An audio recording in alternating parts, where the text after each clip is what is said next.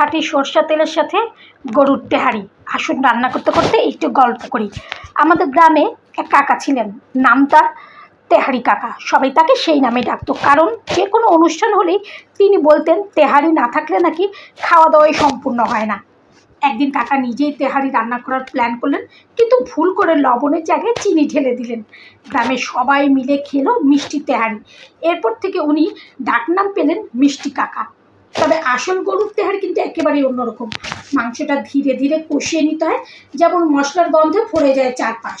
মাংস কষা হলে তারপর পোলাওয়ের চাল মিশিয়ে ভালো করে নেড়ে চেড়ে পানি দিয়ে ঢেকে রাখতে হবে। কিছুক্ষণের মধ্যেই ঘরের বাইরে খিদের ঘ্রাণ একদম ছড়িয়ে পড়বে।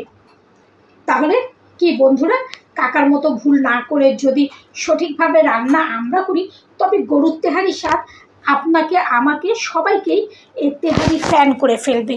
আমি কিন্তু গরু তেহারির প্রচুর ফ্যান। তবে তেহারিটা রান্না করতে গেলে কিন্তু অবশ্যই সরষের তেল দিতে হবে, আর সুন্দর করে মশলা যত কম করা যায়, ঠিক মশলা কম দিয়ে তত সুস্বাদু তেহারি রান্না করা যায়। খুবই সহজ, আবার দেখা যায় খুবই কঠিন। আর আলুগুলোও কিন্তু সেদ্ধ করে হালকা ভেজে নিলেই হবে।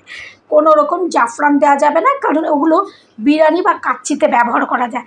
তেহারি হবে থপথপে সাদা, পোলাওয়ের চালটাও থাকবে সাদা, গরুর মাংসটাও স্বাদ থাকবে সাদা। তাহলে না মজা লাগবে, কিন্তু খাবারের স্বাদ থাকবে অটুট। আর যদি ওপরে একটু খাঁটি ঘি দেওয়া যেত তাহলে ভালো লাগতো, কিন্তু আমার বাসায় আজকে ঘি নেই, তাই আমি দিতে পারিনি।